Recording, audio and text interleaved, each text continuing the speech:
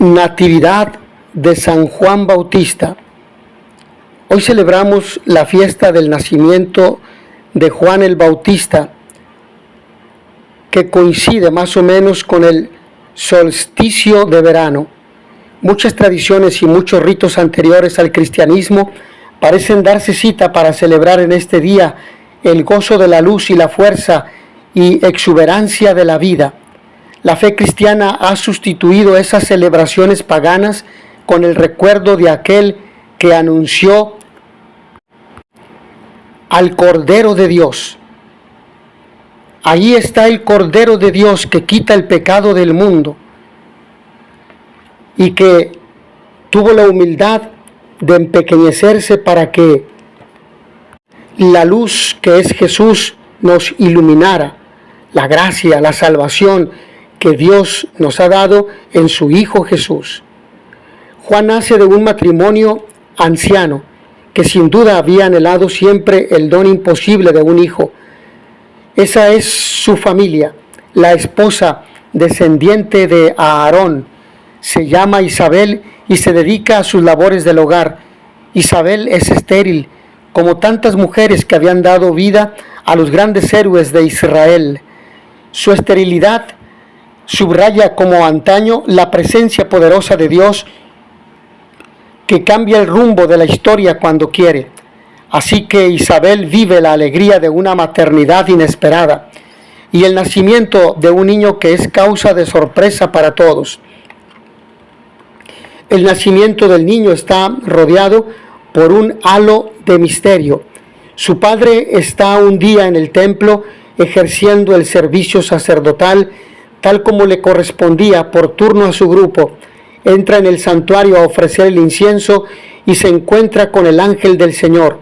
Entra a cumplir el rito y se encuentra con el mismísimo Dios de las promesas. El temor y el gozo se suceden en el breve diálogo inicial. El ángel del Señor anuncia el nacimiento de un hijo, al que el sacerdote habrá de poner el nombre de Juan. El sorprendido sacerdote no puede creer lo que oye.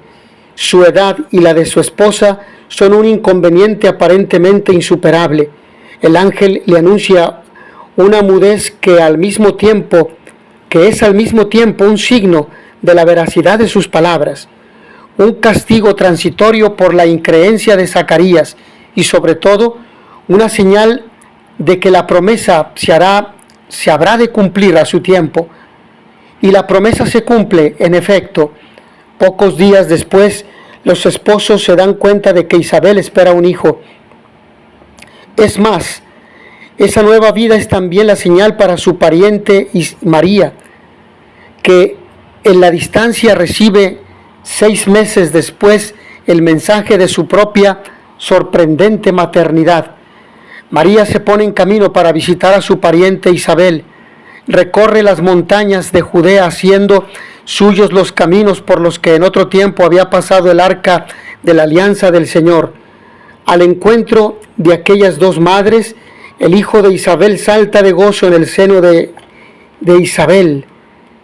Sin duda, el evangelista ha querido preanunciar la que ha de ser su misión.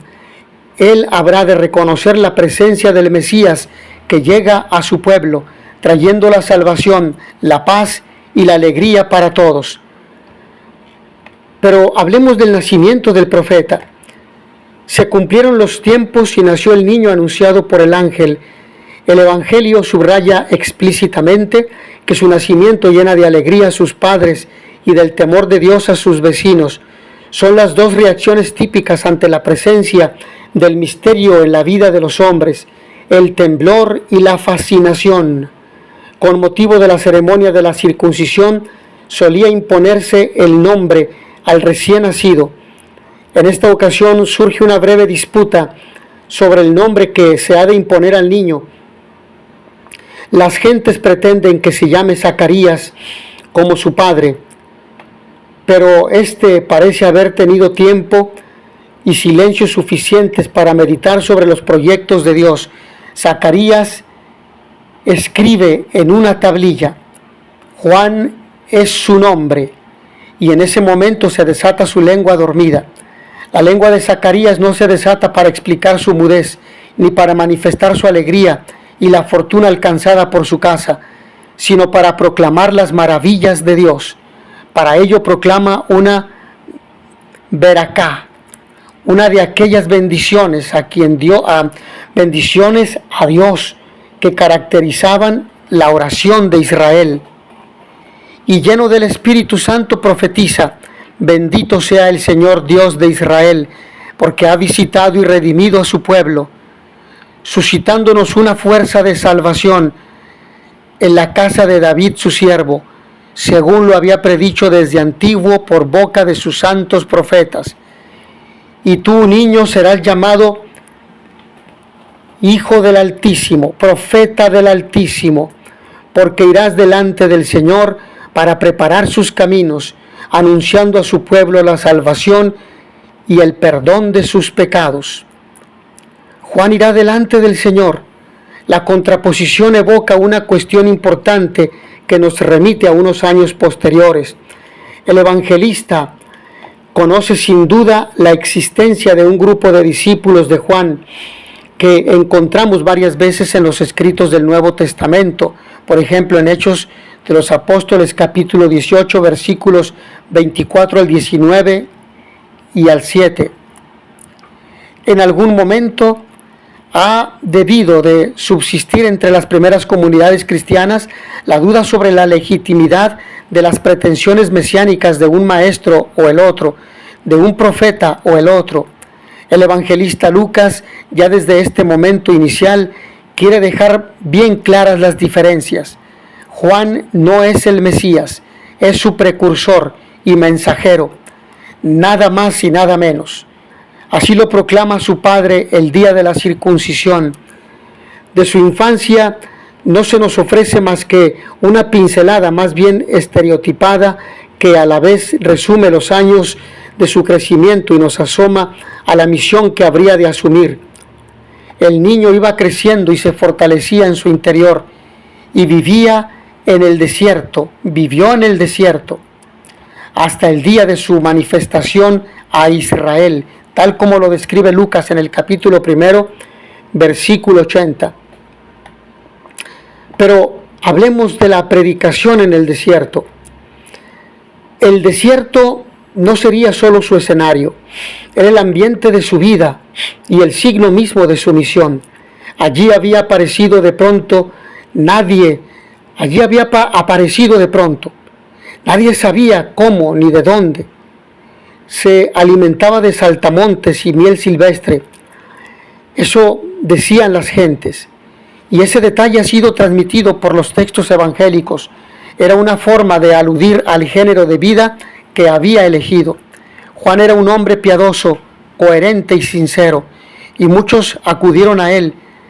Tanto los evangelios como Flavio Josefo subrayan que era visto con respeto por los judíos. Muchos estaban insatisfechos de la situación social, política y religiosa de su pueblo y aguardaban la manifestación de Dios y de su Mesías. Esperaban una liberación de la que solo Dios podía tener la iniciativa. La liberación no consistía ahora en escapar del lugar de la esclavitud. Significaba más bien abandonar un estilo de vida. Era una conversión, un cambio de actitudes, dar los frutos que pedía la conversión, la teshuvá o retorno a Dios que habían predicado siempre los profetas. Y eso es lo que pedía Juan. La conversión venía motivada por la escucha de la palabra del profeta.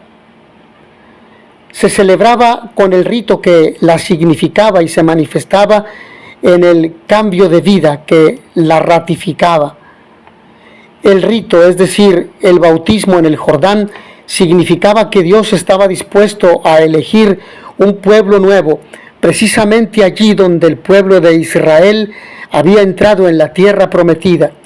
Y el cambio de vida era la exigencia lógica de aquella elección divina. Por 3 veces se nos repite la pregunta típica de la conversión, puesta en labios de los oyentes de Juan: ¿qué tenemos que hacer? Una pregunta que más tarde dirigirán a Jesús, un maestro de la ley. Y un hombre importante que parece identificarse con el joven rico. Una pregunta que se repetirá 3 veces en los Hechos de los Apóstoles, obteniendo una respuesta en la que siempre se incluye el bautismo. Por ejemplo, Hechos capítulo 2, versículo 37, capítulo 16, versículo 30, capítulo 2, versículo 10. En el discurso de Juan se anticipan las exigencias de Jesús y la respuesta de algunos seguidores paradigmáticos como Zaqueo, que entregarán la mitad de sus bienes a los pobres.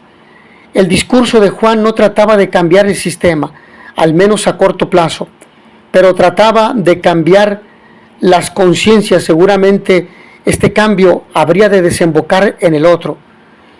Juan y Jesús. Así pues, Juan no era el Mesías, era su precursor y su siervo. Los rabinos decían que un discípulo ha de hacer por su maestro todo lo que un esclavo hace por su dueño, excepto quitarle el calzado. Sería rebajarse demasiado, pero Juan ni siquiera se considera digno de desatar las sandalias del que viene detrás de él.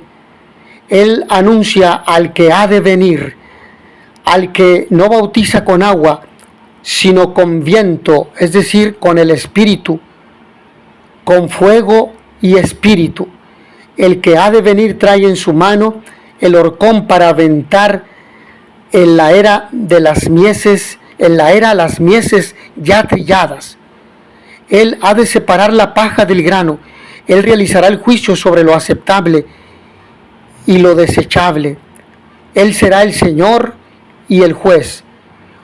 Un día llegó Jesús hasta la ribera del Jordán. Parecía uno más entre la multitud. Es como si se tratase de pasar inadvertido entre la multitud, pero Juan, el predicador exaltado y peligroso que denunciaba la corrupción, lo vio llegar a las orillas del río. Lo reconoció entre las gentes del pueblo que olían, como decían los fariseos, a ajo, y lo señaló a gritos para que todos se enteraran de que ya nada podría seguir siendo igual. Este es el Cordero de Dios que quita el pecado del mundo. Juan capítulo 1, versículo 29. Aquella bajada al Jordán era todo un signo. Jesús se acercó al Jordán como se había acercado Josué, es decir, como el guía que conduce a su pueblo al país de la libertad. Jesús bajó al Jordán como había bajado Elías, el defensor de la unicidad y el señorío de Dios en una época de crisis religiosa y de apostasía global. Jesús caminó hasta el Jordán como había hecho Eliseo al recibir el espíritu profético para proclamar la verdad y practicar la misericordia. Jesús se sumergió en el Jordán como se había sumergido Naamán, el leproso, para hacerse solidario de todos los dolores de la humanidad.